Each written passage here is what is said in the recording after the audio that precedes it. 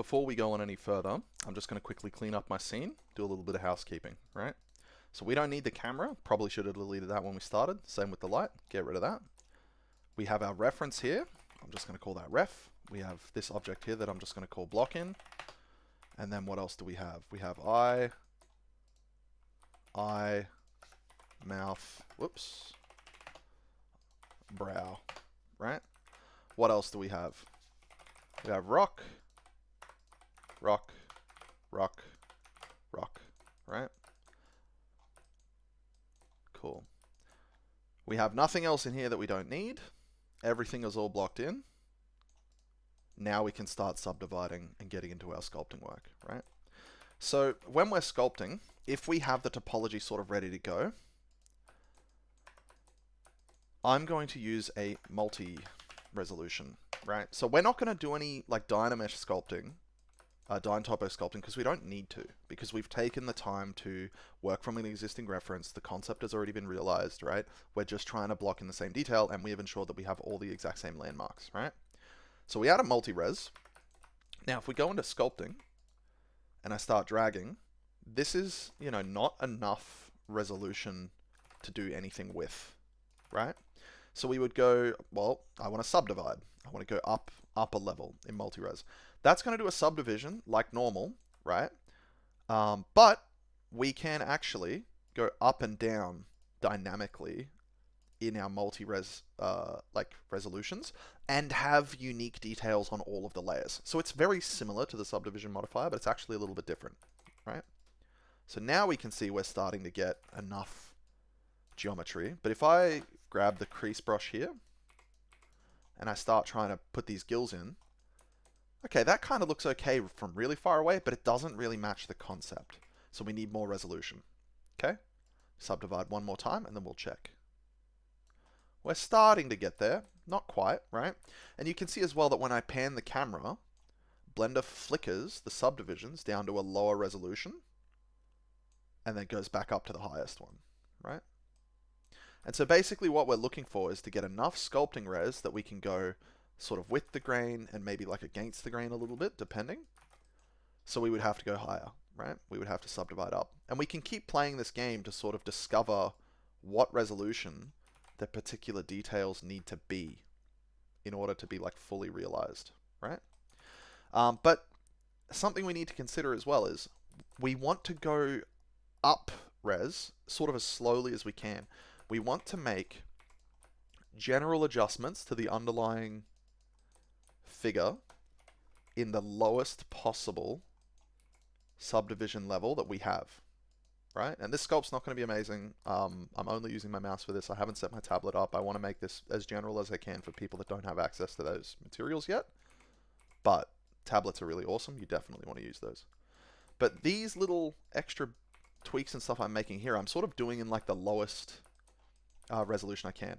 And as well, you can see when I mouse over the points that we have our symmetry on up here. Make sure this is turned on and keep this on, because going from now on, like fixing up the underlying geometry in the low poly is very difficult, because now we're using multi-res and we sort of, have that information there.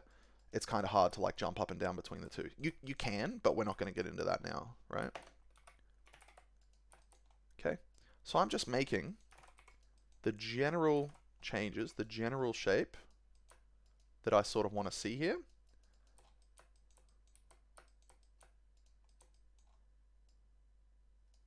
But we don't have nearly enough resolution down here, right, to do that yet.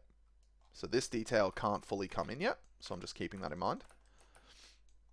The gills, we need a bit more.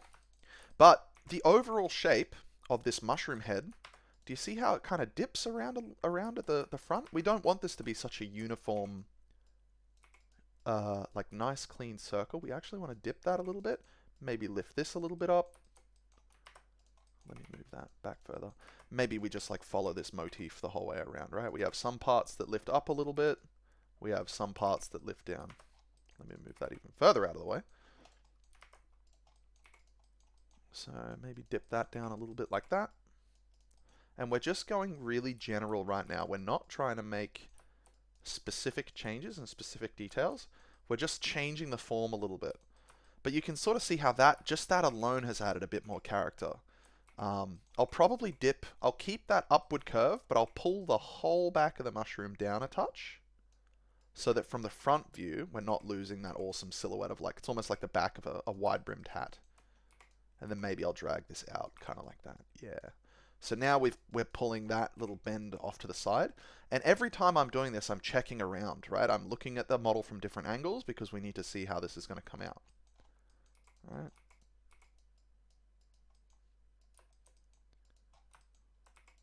Maybe that should be a little bit extreme. And we can swap between the matte caps. If we don't like that lighting condition, we can switch over to a different one. This one here I really like. Like, it has a really nice like mix of the different like shading. Like, this one kind of looks like clay, I guess. Like, it has highlights, it has shadows, but it has like nice ambient tone. And you can see how like this is already starting to look like a great character. And we've actually done almost no sculpting. All I've done is just stay in a lower subdivision level and just tweak the shapes so that they're just a bit interesting, right? Like, I'm moving these verts here so that this crease is just pushed up, just tightened up a touch, you know, you see that there? We could use the crease brush to do that. I'm just trying to keep it simple and using the grab brush to just smush and massage them around a little bit. And that's like the power of really sort of paying attention, I guess, to the reference and what it's trying to do and just thinking in general, like broad, like gentle brush strokes, right? So now I'm going to step the resolution up just a touch, right? I'm going to move up to sculpt level 2 and then have a look at the seam. Maybe I could go through with a bit of a crease sharp brush here now. Turn the strength way down. If you were using a tablet, you would just ease up on the pen pressure a little bit, you know? And really tighten that edge up gently like that, right?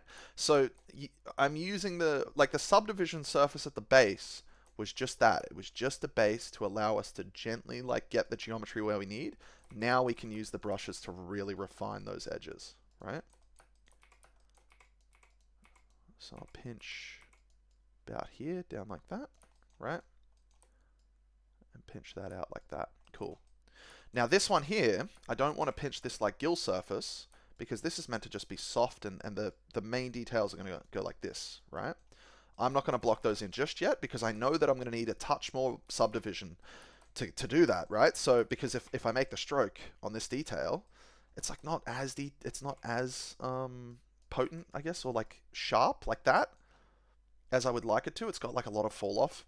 So I'm going to leave this here for now, and I'm going to continue working on the other areas where I can utilize, like I already know that we have enough subdivision in these other areas to depict these sorts of details, right? So I'm just going to go around and give the front of the mushroom maybe like a subtle lip like this maybe, and then smooth it back just a touch, right? I'm just trying to give it some more information so that that edge maybe catches a highlight and just gives us a little bit of extra interesting shading, right?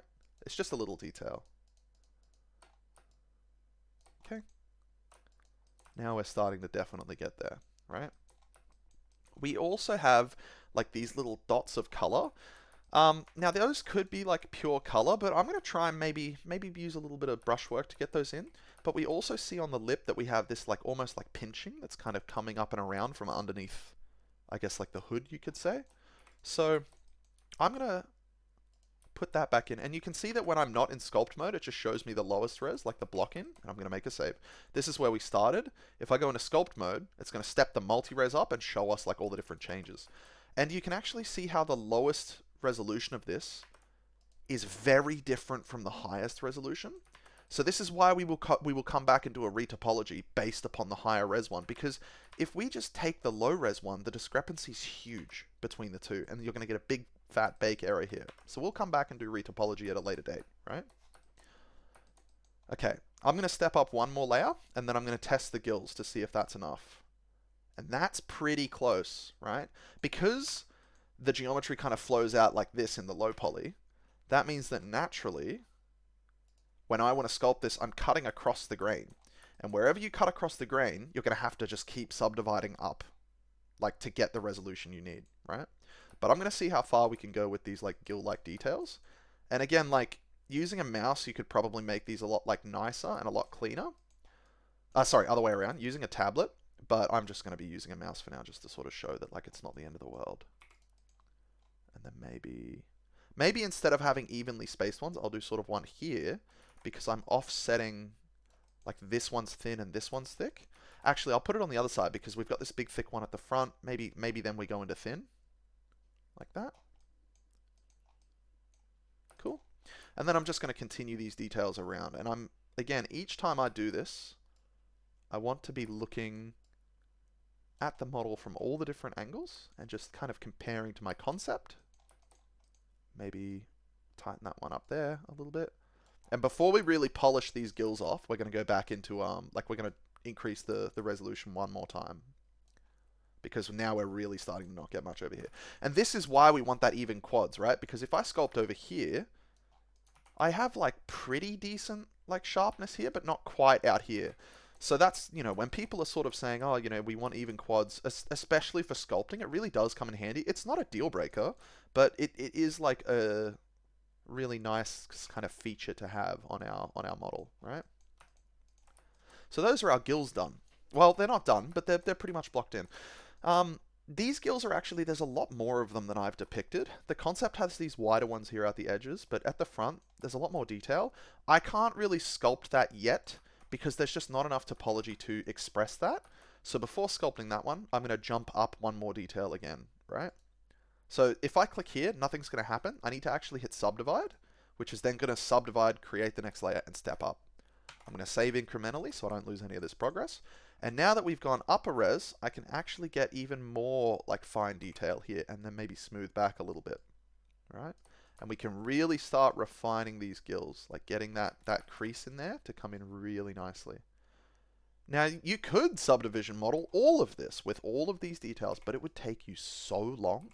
So that's why that's why sculpting was sort of invented in the first place, because we can make these like nice sort of sweeping exploratory changes. I'm also going to have a couple creases of these which kind of start and then naturally like fade away kind of into nothing, right? And I'm checking again for the smoothing.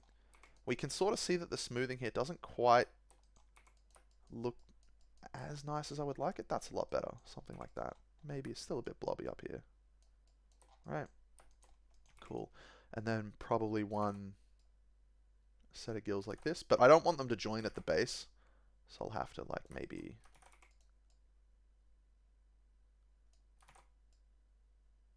do more like this.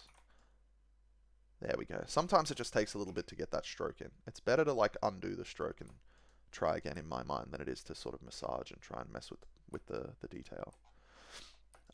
Cool. And I want to pay attention to how these sort of merge down as well. Like maybe they merge in like this. I'm not sure on the concept, but maybe there's actually like almost like a defined little detail where they merge across.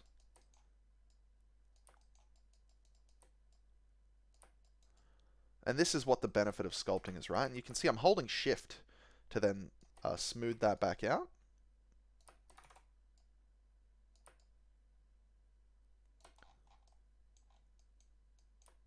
Okay. Now we can see here, this detail here is actually pretty gross. It's going to show up in the bake, so we really want to try and take care of this and smooth this back out.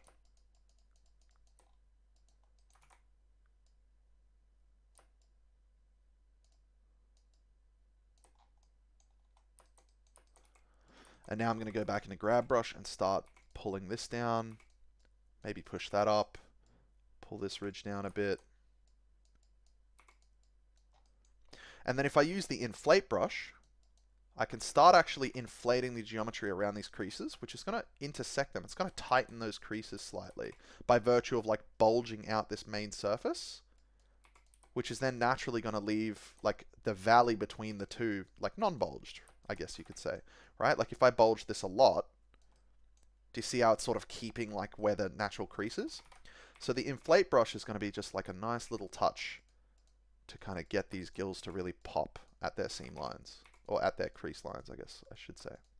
Also, if we put the bulge on slightly like both sides of the detail, it just like gives us just a little bit more visual interest like this. Sort of implies that, I don't know, maybe it grew out the sides and yeah, something like that, right? And again, like this will, your sculpts will be higher quality if you're on a tablet, but It's not a deal breaker, you know what I mean? You can still get decent stuff done with a mouse. And what I'm looking for, like this is the metric in my head that I'm looking for these details. I'm looking for how the light catches it. That's what I'm after at the moment. How the light catches, right? I'm getting really kind of a little annoyed at this dropping up and down thing. I believe if I crank the viewport levels, it will hold it. No. Well, there'll be a button somewhere to fix that, but you know, it'll be fine. I'm not like the most common like Blender sculptor, I guess you could say. I'm mostly more like hard surface, but because I sort of understand everything, it's you know not that hard to actually like generalize and apply the fundamentals.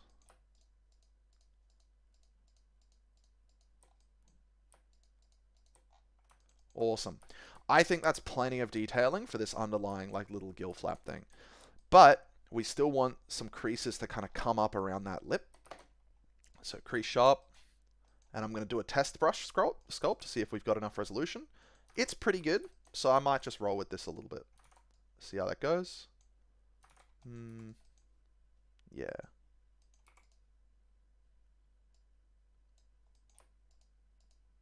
And I'm making the brush stroke from the bottom up, and then I'm smoothing off that top side, like that, almost, right? Okay. And now I'm just going to take some time to put some of those like subtle creases coming up and out from the lip like this that we sort of see in the concept.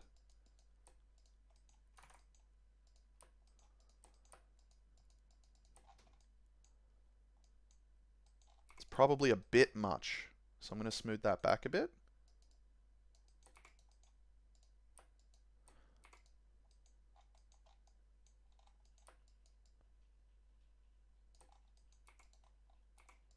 And maybe subdivide one more time. And watch up here as well, like as I subdivide, like if I drop back down to where I was, I'm at 500,000 faces. If I subdivide up, that's going to go multiplied by 4. So you have to be really careful with how much resolution you're willing to devote to sculpting, I guess. Because like as you start stepping up, your geometry is really going to struggle. Your computer will struggle as you start going really high. So it's really good to get like a decent layout of your data, of your topo before you really get into it, you know? I'm going to use the inflate brush to then balloon this detail slightly and then smooth it back.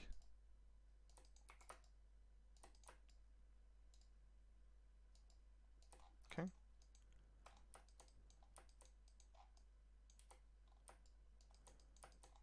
And then I'm just going to do a couple more of these and then we'll move on, right?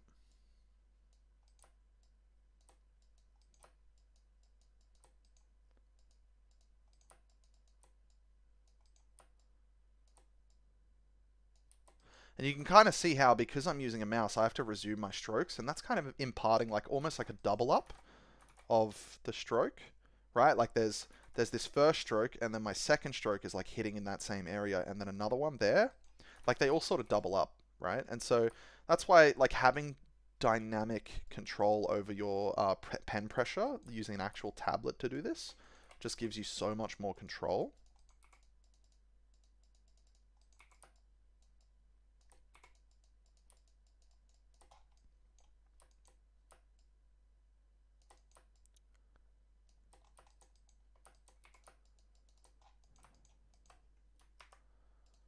Awesome. Now let me pop that up to level 5 so I can view it.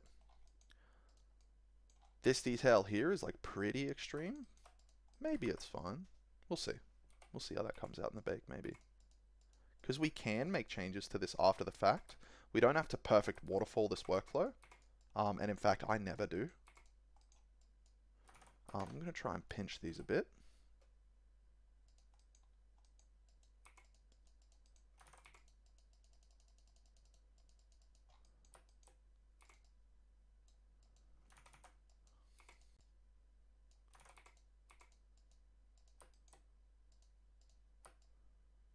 Whoops.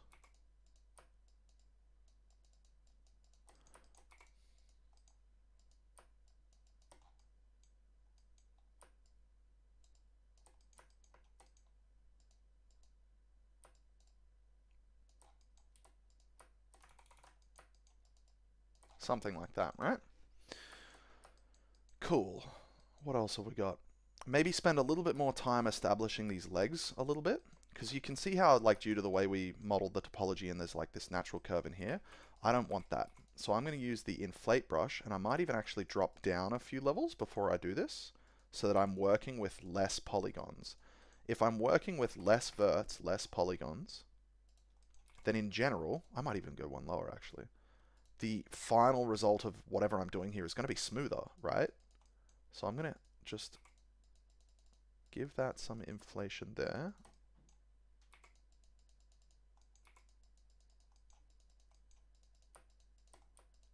Like that. And then I won't do the exact same on the back, because it's almost like we want him to have like a little bit of a butt, you know, like not much, but just enough so that it implies that maybe there's some muscles back here that control like the leg actuation, right? So something like that. And sculpting, rather than like pulling the topology around, like in edit mode, really lets us like ease this in exactly as we need.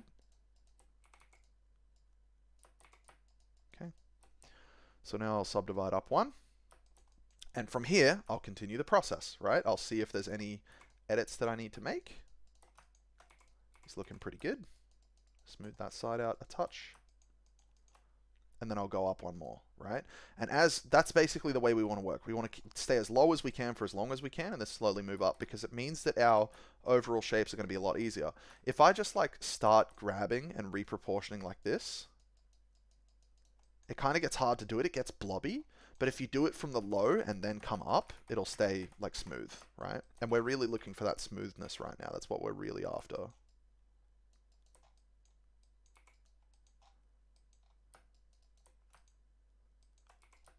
Cool. Now we'll do a little bit of creasing. What I'm trying to look for is a line that kind of goes like that, but a really subtle one. Like there. That's what I want to depict, right?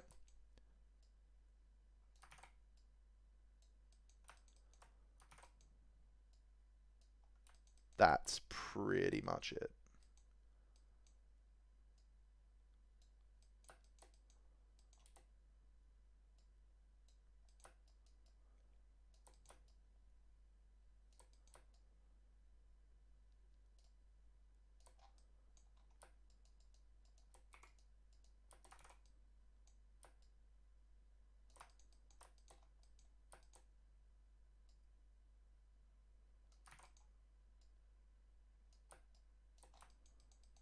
Whoops.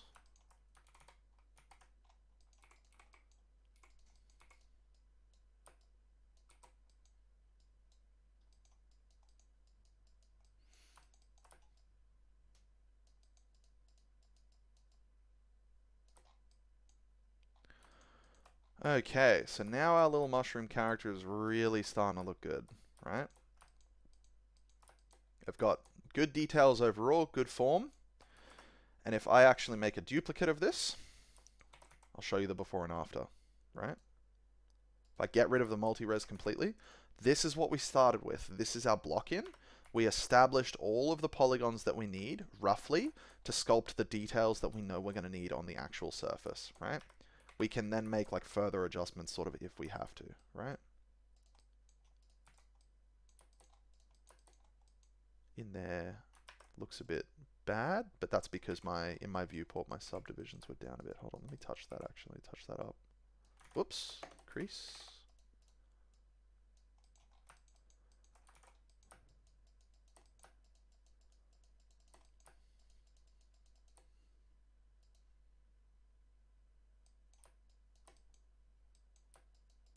There we go.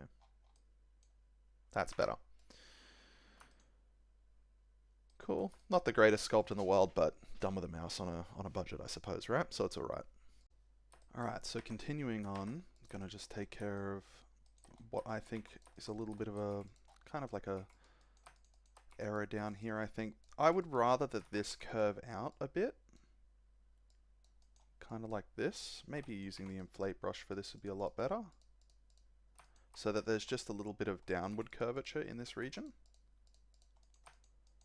And then smoothing that back a lot. And it's mostly for the silhouette, you know, like I want to catch from the front a subtle curve that sort of naturally follows the rest of the like lines in this area. Well, like we have these lines here, and I almost want to push that up a touch and then allow for that to curve.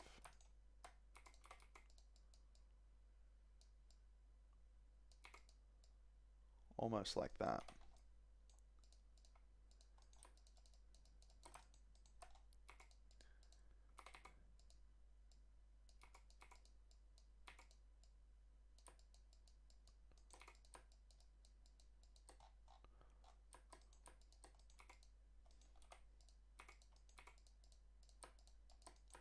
So it's just a lot of really gentle massaging work, and it probably would have been better to lay that down like in the topology of the first object we made, right? Or even at a much lower subdivision level.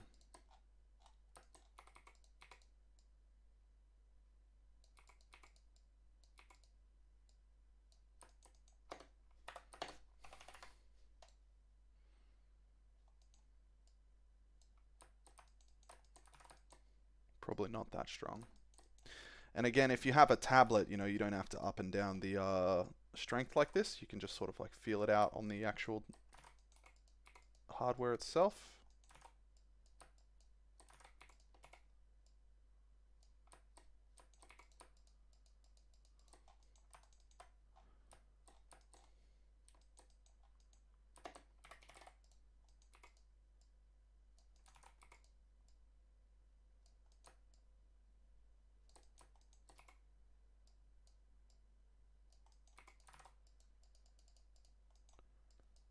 Okay. That's a much better shape overall. It just has that sort of natural curvature like associated with it, following that kind of like leg shape, you know? Awesome. And so this is why sculpting is like has such a high, one of the reasons anyway, that it's got such a high like skill cap associated with it, right? Because it's very simple technically. It's very easy just to like click the buttons. That's why it's not like it's very easy to quote unquote teach someone sculpting in Blender when you've just got to kind of press some hotkeys. But the actual mastery and challenge associated with the craft is so much deeper than that. It's about like how your brushes work, how they interplay with each other, and how to create like certain types of shapes, that kind of thing.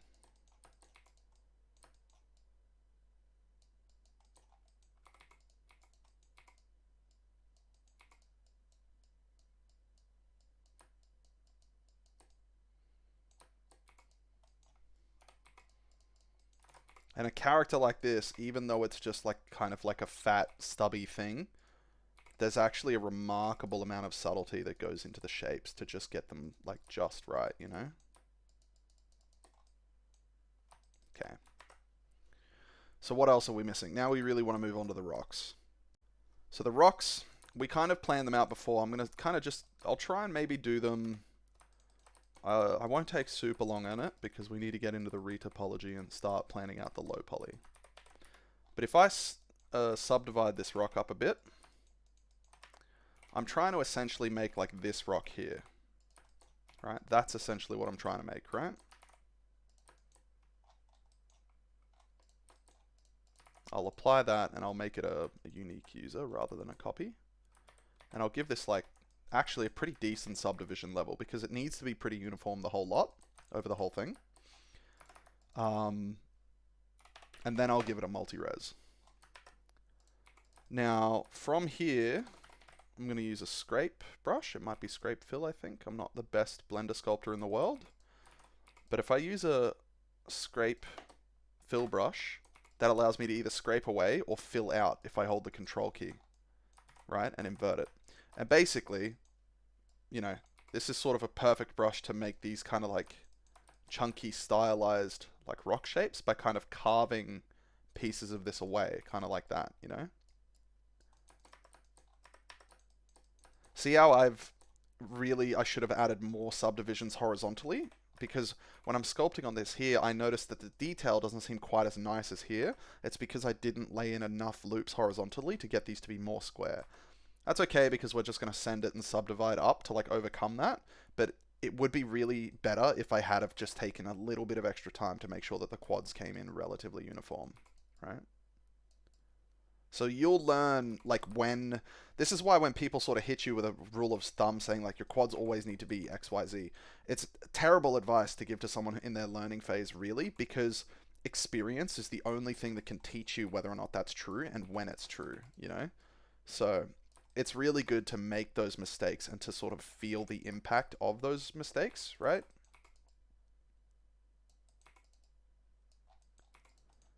And I'm basically just trying to give this a relatively straightforward rock-like kind of shape. I'm just chipping off something on every surface, right?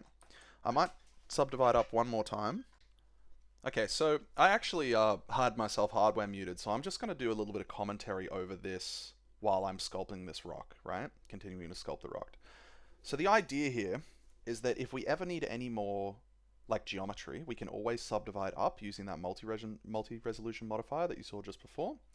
And the goal really here is to just try and chip away at this rock in a way that like rocks would sort of naturally be chipped, I suppose, right? Like if you think about a rock that was formed in a like a river as it tumbled around, the edges of it were probably knocked off, right? Like that's why I'm working these exterior like outside edges rather than the large main face because we establish like the main face. It's sort of the part that sits on top of the rock. And then we can sort of like chip around the corners and edges of it. And we do like a little bit of work on it, but like not much, right? And if we look at the reference, you'll be able to see that this is very similar shape language. Like there's typically like a large primary face of the rock, and then we have like the details sort of centered around the outside, right? And here I'm talking about the fact that like you can lower the object level's viewport, and that will allow your computer just to like run this object a little bit easier. But this computer that I have is a 3070. It's got a pretty beefy graphics card in it. It can more than handle like the hundreds of thousands of polygons of this rock, right? So now that we finish with that rock, we start placing it onto the character, and we're trying our best to roughly match up the concept, right? We can also scale it horizontally there on the x-axis to like, just get some more character, some slight difference between these little copy paste. But in general, you don't want to be scaling non-uniformly too much, right? Because you're going to lose some of that like sculpting detail, right? So it's just more of the same. We're just taking the one rock that we've made instead of sculpting all these individual rocks. We're just going to like paste and move these around. If you wanted, you could paste this rock and copy it around a few times as like the primary rock, and then you could create unique users and then do a little bit more sculpting on the little individual copied rocks. Like that's totally fine, right? So I've deleted the original rock because we've already copy pasted it. Now we start working on the circular rock, right? So this one's pretty straightforward. You just subdivide it up a little bit, apply the subdivide, chuck on the multi-res, up-res the multi-res slightly, and then back to your scrape and fill brush, right? And because this one's like a larger circular pebble, I immediately block in that large main face and then just start gently sort of chipping and rounding like the overall edges, right? I actually think on this rock that I gave it like a little bit too much. Like at this point, it actually looks pretty smooth and circular, I suppose. But I do spend a little bit more time on this, and I think I actually go slightly overboard with like how much detail a rock like this like should really have. And this rock is going to be copy pasted a lot. The other key rock was like a larger one, and we only have a couple of those on the head. This one needs to be copy pasted a fair amount because there's actually many smaller little like circular rocks, right? So this one needs to not actually be super iconic because it needs to be more generic. There's more of them. And if you put really iconic detail on these individual rocks, then you're just going to see that repeated across the model. Like it's going to look very obvious. And all we're doing here is just pressing Alt-D to copy linked so that if we ever need to make changes to the original, it'll propagate to all the other ones. And we're just ensuring that smoothing is on. And we're just creatively placing these in a way that, is reminiscent of the concept art, right? Time is an important factor for like your ability to be an effective artist, right? So copying the concept is sometimes really awesome, but sometimes it's just not worth the time, right? Like you want to copy the essence of the concept as a default. But there are, and like I'm also in this group, there are other artists who sort of, they're like, no, I really want to nail the concept exactly, right? And here I'm just kind of demonstrating, if your computer is struggling, you can always drop the multi-resolution, the viewport multi-res modifier down, and that's going to allow it to just run a little bit easier unless you're focusing on that object specifically, right? This last rock, I just rotated around to kind of match the concept, so it's just a little easier to sculpt here. But this is like a longer rock with like maybe a larger detail that comes out the top, right? So I added edge loop here just to flatten out that bottom side a little bit, and that's made our quads a lot more like uneven, which is like in that area, and that's kind of okay because I'll eventually just we're gonna not really sculpt on the bottom anyway, right? And you just saw that when I was adding the loops, there was a bit of like difficulty actually inserting it. That's because the loops were surface projecting over to the reference, and I had to turn that off, right? So again, we just subdivided up to about 5K, then we chuck a multi-res on, and divide from there, start. And like 5K is not a magic number. I just know that, this will probably be like maybe 80K or 40K once we're done with like subdividing up a couple times. So yeah. Also on the concept, we have this like protruding sort of rock detail here. So just grab brush, click, pull up, not really rocket science. And then we move back over to the scrape brush and start carving off like the primary faces of this rock. Because again, this rock would have like fallen down a mountainside at some point, struck a boulder, and chipped like a large planar surface off of the rock as it continued to tumble into like a river. And then maybe from being in the river for thousands, millions of years, the water like slowly starts to round off the edges. So it's not like a flawlessly sharp piece of glass like volcanic glass, right? But it has some sort of roundedness to it, a little bit of character, but it's still a chipped rock at the end of the day, right? And then our little mushroom guy might have grown up out of that patch of soil and now he's got rocks on his head. Something like that, right? It pays to just think about those details a little bit, right? And I'm trying to be pretty loose with this because we need to see the forest, like for the trees, right? Like these are rocks that are going to be copied and pasted and they're actually going to get baked down to a texture. So we're going to lose a little bit of detail on this high poly. So we don't want to spend like a million years sculpting each of these rocks, but like 5 minutes or so is like totally acceptable, and I'm just like doing a relatively quick job, just kind of throwing it down, right? Then I'm just going to copy this over like to the original one. I'm commenting here on the triangle count, just making sure that again, like keep the triangle count of your objects in check, right? Like if your computer can't handle it, you can always drop the levels viewport down, just make it a little bit easier. I leave mine higher because my computer can handle it, right? Snapping these ones back on now, just kind of looking at that concept and roughly trying to place it somewhere in that ballpark, There's also the back, right, of this object that we'll need to handle as well. And you'll see that I moved the body. The idea here is that this body is never going to move ever again. We're not going to make any more sweeping changes because if we had to do that, we would have to adjust all these rock positions. We would then get like a blobbiness across our object, like in general, right? Because we've done sculpting details, so we don't want to do that. So we're just going to like leave everything where it is from now and just move all the rocks into place. Ideally, if we were working from like a real concept, right, we would have turnarounds, we would have side views, and then maybe some additional commentary from the original artist.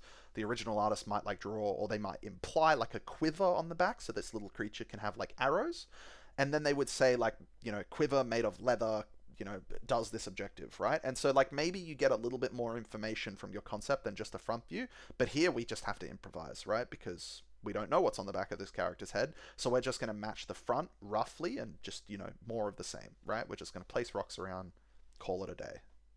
So yeah, not much more to it than this. Now the rocks are essentially done.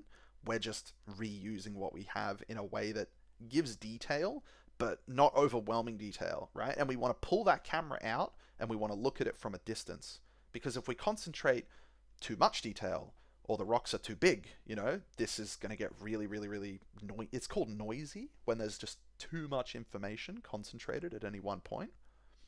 Yeah, it just looks very noisy. And so, yeah, just a lot of copy pasting now, really. That's all we're doing.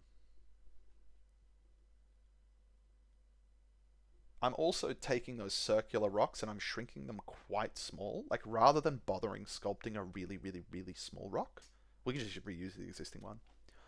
Here I'm commenting more about like the overall detail of the mushroom.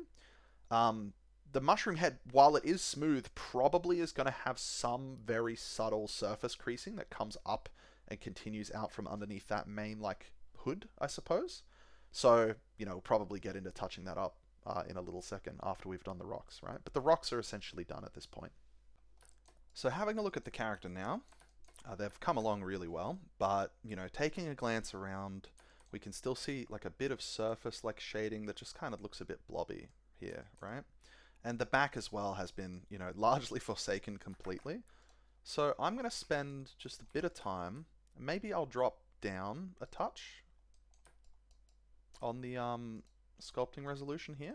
I'll drop down to a lower resolution, and I'm just going to be gently running the smooth brush over this like lower res, right?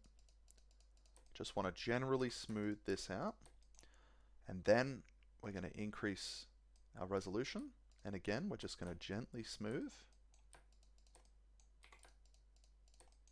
Just really gently. Because we don't want to really disturb the work much. We just want to keep like the surface smooth, right? And then we jump up one more. And we check again.